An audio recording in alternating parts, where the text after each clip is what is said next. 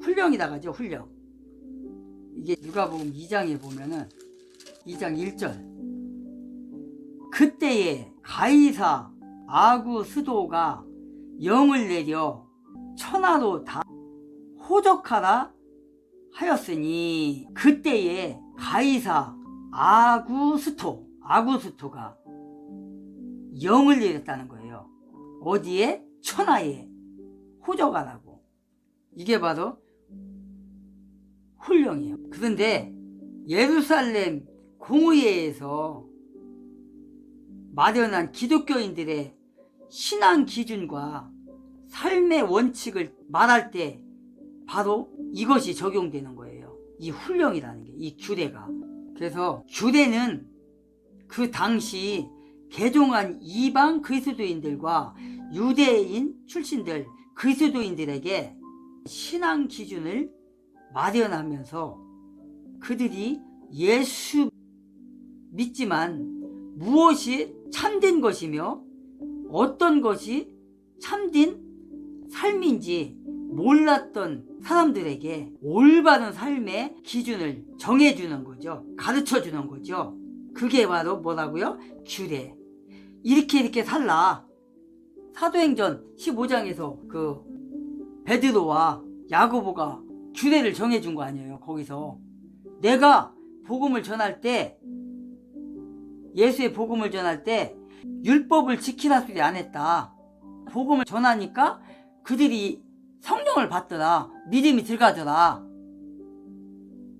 베드로가 그랬죠. 그리고 베드로의 말이 끝나자마자 야고보가 우리도 지키지 못한 규례를, 그 율법을 예수를 믿기로 작정하고 온 이방인들에게 강요하지 말라. 그들에게 올무를 놓지 말라. 그냥 예수만 믿게 하라. 다만 이것도 규례에 나가는 거예요. 다만 목매어 죽인 것과 우상의 제물과 피는 먹지 말라게 해라. 요것만 지켜라. 그게 바로 뭐예요? 이 규례라는 거예요. 그러니까 법이라고 해야죠. 법. 쉽게 말해서 법. 우리가 이 세상에 살아나가면서 법을 지켜야 되잖아요. 그것도 규례라고 하잖아요. 법. 이건 하지 말라, 이건 해라. 이건 하지 말라, 이건 해라. 보통 흔히 이제 제가 이제 잘 쓰는 건데, 우리 쉽게 말하는 거예요. 쉽게. 뭐 복잡한 법을 떠나서 신호등을 건너는데 파란불이 들어오면 건너고 빨간불이 들어오면 멈추는 거잖아요. 그 차 쪽에서 보면 파란불이 들어오면 그냥 지나가는 거고, 빨간불이 들어오면 멈추는 거고, 그게 규례잖아요. 그게 법이란 말이에요. 그게 바로 그걸 얘기하는 거잖아요. 요즘에 그 우리나라에 지금 교과서 문제가 지금 사실 문제가 많거든요. 지금 교과서가. 왜냐, 지금 그 여러분들이 몰라서 그렇지 지금 교과서를 만드는 그 학자들과 공청회를 지금 지난번에 마지막으로 열었던 것 같은데, 막 거기서 싸움이 막 대판 벌어졌는데, 뭐 때문에 그러냐. 지금 이 대한민국은 아직까지 사상이 다른 사람들이 많아요. 왜냐, 남북이 갈라져 있기 때문에. 우리나라는, 대한민국은 자유민주주의 국가잖아요. 그리고 저 북계는 공산주의 국가란 말이에요. 국가도 아니지. 엄밀히 따지면은 이 한반도를 점령하고 있는 불법자죠, 사실은.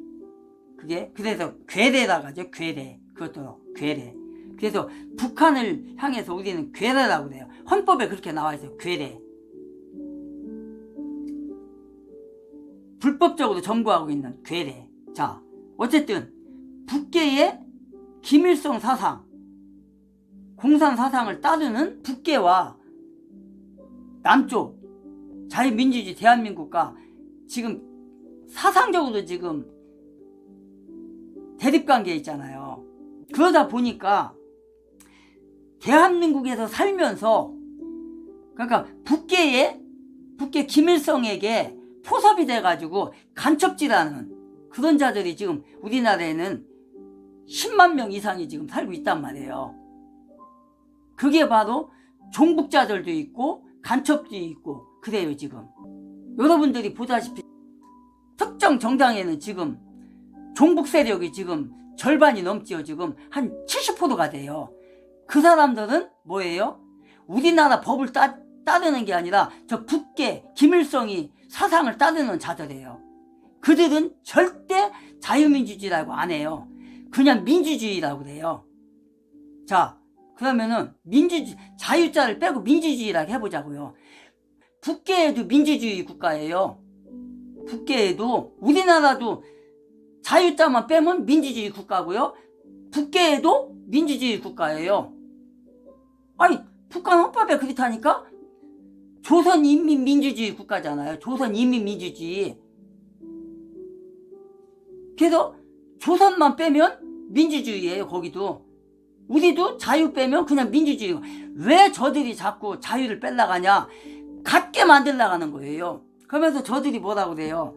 문재앙이라는 자가 심어놓은 그 교과서를 그 확정을 짓는 그 위원들을 8명인가를 해놓은 사람들이 그 중에서 8명 중에 5명이 지금 그 자들이란 말이에요. 북계의 사상을 따르는 자들.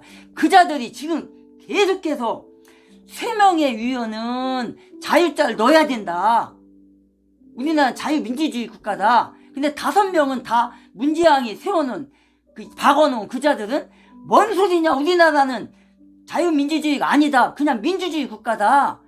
계속 싸우고 있어요 지금. 그리고 지난번에 지난 지방선거 때 교육감이 서울 교육감이 있고 경기도 교육감이 있고 또 전라도 교육감이 있고 또 부산 대전도 있고 뭐 세종도 있고 막 그렇잖아요 교육감이.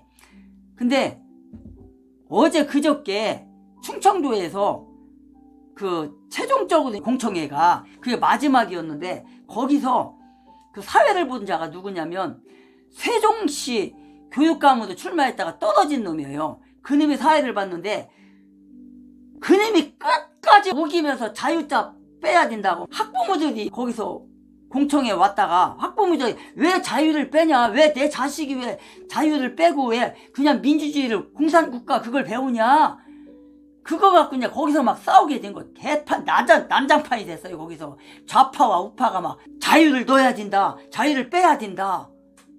그래서 거기서 이번에 지방선거에서 교육감으로 출마했다가 떨어진 세종시 더불어당에서 세웠던 그놈이 떨어진 놈의 사회를 본 거예요. 그랬더니 막 호루라기를 불면서 막 그냥 막 지랄지랄 하는 거예요. 막 이 자유를 넣어야 된다는 학부모들을 욕을 하면서 막 이랬다고요. 왜 저들이 왜 자유를 빼자가냐고요. 공산국가로 가려면 자유자를 빼야 되니까. 이게 바로 규례라는 거예요. 규례. 대한민국의 규례가 뭐예요?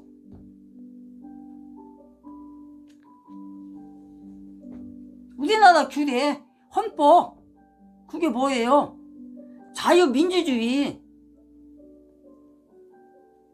이승만 대통령이 건국할 때 갈라디아서 5장 1절 말씀을 했잖아요. 갈라디아서 또 다시 한번 찾아봅시다. 5장 1절. 그리스도께서 우리를 자유롭게 하시려고 자유를 주셨으니 그러므로 굳건하게 서서 다시는 종의 멍에를 매지 말라.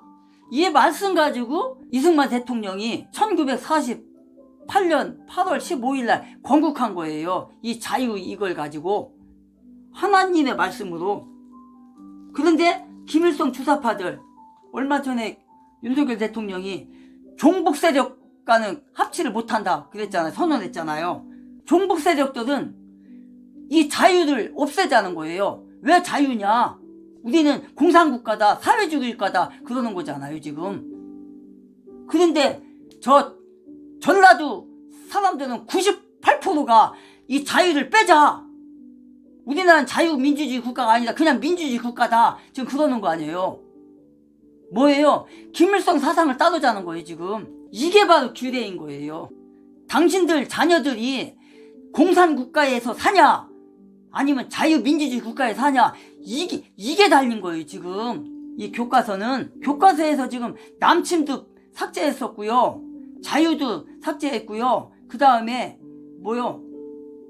모두 삭제했었는데, 그래서 싸우다 이제 좌파들이 좋다, 난 남침이라는 거는 그러면 남침은 해줄게 이렇게 됐어요. 그건 양보도 됐어요. 그러나 자유는 우리가 목에 칼이 들어가도 못 넣는다 이래가지고 지금 못한 거예요 지금.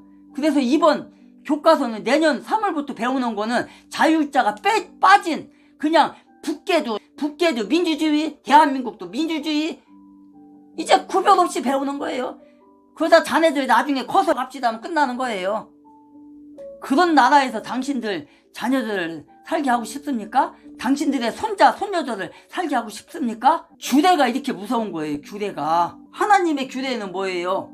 10계명 6절에 보니까 성령이 아시아에서 말씀을 전하지 못하게 하시거늘 그들이 부르기아와 갈라디아 땅으로 다녀가 무시아 앞에 이르러 비두니아로 가고자 애쓰되 예수의 영이 허락하지 아니하시는지라. 무시아를 지나 드로아로 내려갔는데 9절에 밤에 환상이 바울에게 보이니 마게도니아 사람 하나가 서서 그에게 청하여 이르되 마게도니아로 건너와서 우리를 도우라 하거늘. 9절까지. 이게 뭔가요? 서두에서 설명했죠. 아시아에서 유럽으로 넘어가는 거다. 넘어가는 길목에 있다 그랬죠 아까요. 바로 여기입니다. 바울이 부르기아와 갈라디아를 거쳐 무시아에 이르렀어요. 지금 비두니아로 가고자 하였다는 거예요. 비두니아로 가고자 했는데 그래서 무시아를 지나 드로아까지 갔다는 거예요 지금.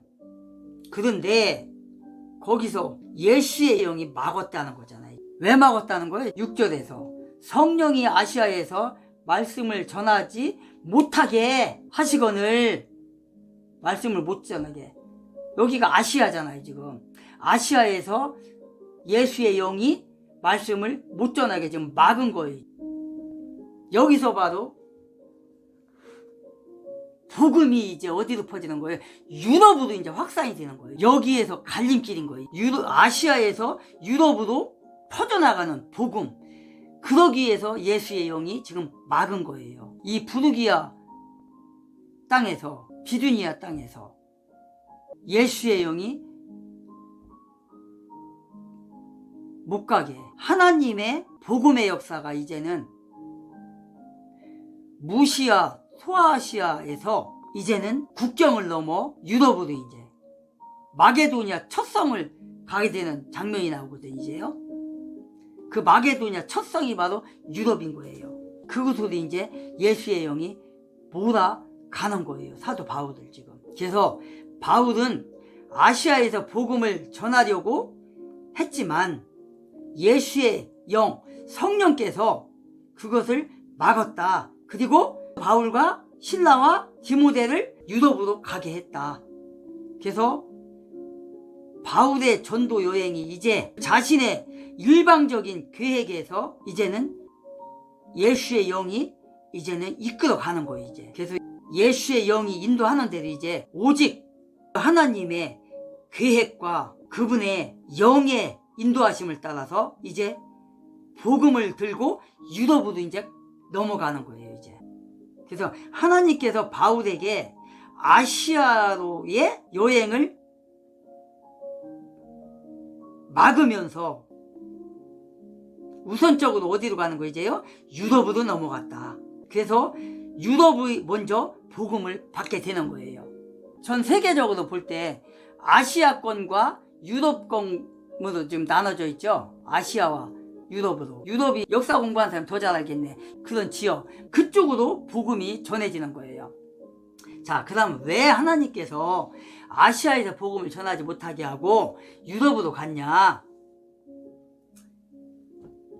이거는 뭐 성경에는 안 나오지만 우리가 신학 공부할 때 그 아시아 쪽에서는 우상 숭배가 좀 심했어요. 우리나라만도 어때요? 우상이 많은 나라잖아요. 사실 샤머니즘에다가 불교에다가 유교에다가 이런 것들이 많잖아요. 그 다음에 또 이때 당시 그쪽에 아시아 쪽에 이런데 얼마나 그 우상들이 많았어요. 심지어 그 다이애나 신이라든가 또 로마 황제 옛날부터 내려오는 그 우상들 얼마나 많았어요.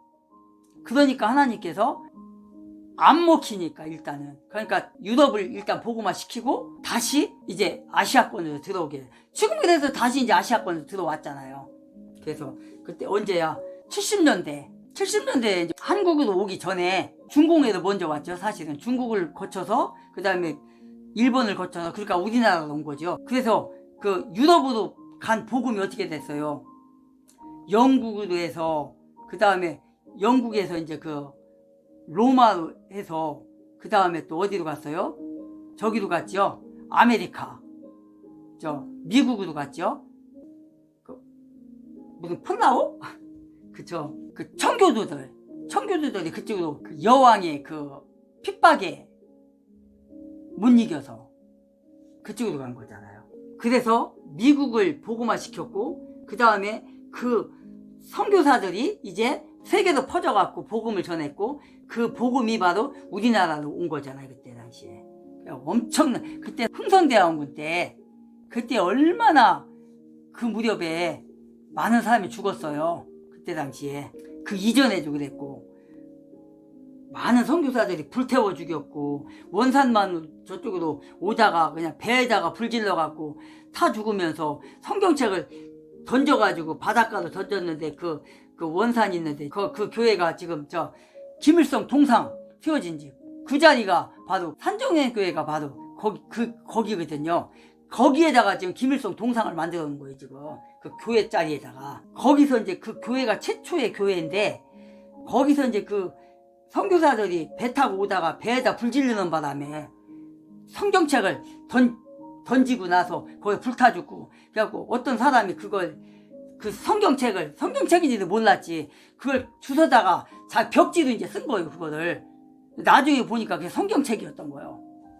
그래서 거기서 그 사람들이 그걸 읽고 막 그랬잖아요. 그렇게 복음이 유럽으로 퍼져나갔다. 그래서 사도 바울의 그 전도 여행지가 이렇게 아시아에서 유럽으로 넘어가는 전환점이 되었다. 갈림길이 됐다. 여기서 바로 7절에서 예수의 영이 바울의 생각을 저지시켰다. 그리고 예수께서 보내신 성령이 유럽으로 몰았다. 성령께서 그냥 강력하게 지금 밀어붙인 거예요. 지금. 그래서 이걸로 인해서 이제 유럽 로마에도 이제 복음이 전해지는 거고 이런 식으로 되죠. 나중에 복음 전도의 그 역할이라는 게 이렇게 진행이 돼 왔다. 복음이 아무리 사람이 계획을 하고 복음을 전하려 해도 사람의 뜻을 꺾게 만드는 것이 바로 예수의 영이다. 성령이다. 아시아에서 전하려고 했지만 유럽으로 넘어가는 계기가 되었다. 여기서 바로 그래서 이제 마케도니아로 이제 가게 되거든요. 10절에 보니까 바울이 그 환상을 보았을 때 우리가 곧 마게도니아로 떠나기를 힘쓰니 이는 하나님이 저 사람들에게 복음을 전하라고 우리를 부르신 줄 인정함이라. 11절에 보니까 우리가 드로아에서 배로 떠나 사모드라게로 직행하여 이튿날 네아폴리로 가고 거기서 빌립보에 이르니 이는 마게도냐 지방의 첫 성이요 또 로마의 식민지라. 이 성에서 수일을 유하다가 이렇게 나와요. 9절과 10절에 바울이 드로아에서 그 환상을 목격했잖아요. 봤잖아요. 그리고 그 환상 중에 마게도냐 사람이 어떻게 했다는 거예요? 지금 손짓했다는 거예요. 여보시오, 마게도냐는 영적으로 죽어가는 사람이 너무 많소. 지금 와서 지금 복음을 전해서 우리의 영혼을 좀 살려주시오. 손짓한 거예요 지금. 그래서 마게도냐로 건너와서 그 마게도냐 사람이 우리를 도우라. 바로 이것을 우리는 허상이라고 보면 안 돼요. 이것은 단순한 꿈이 아니에요. 이거는 화골지경에서 뭐 이런 게 있는 게 아니에요. 이거는 실제예요. 실제 상황. 성령께서 마게도니아 사람의 형상을 통해서 보여주는 거예요. 손짓하면서 야 일로 와 일로 와 일로 와 우리한테 복음 좀 전해줘. 그거인 거예요. 하나님께서 사람의 모습으로도 오시잖아요. 천사의 모습으로도 오신단 말이에요. 창세기에 보면은 아브라함이 사람 셋이 걸어오는 걸 봤잖아요. 그러니까 아브라함이 막 달려가가지고 무릎 꿇고 절하면서 그냥 가지시 말고 여기서 발 씻고 손 씻고 제가 음식을 좀 해드릴 테니까 밥을 좀 해드릴 테니까 잡수고 가세요. 그게 잡은 거 아니에요. 그러니까 그 세 사람이 오다가 알았다 하고 이제 거기서 발 씻고 손 씻고 밥을 해주니까 먹고 간 거 아니에요. 갈 때 어떻게 해요? 축복을 해줬죠.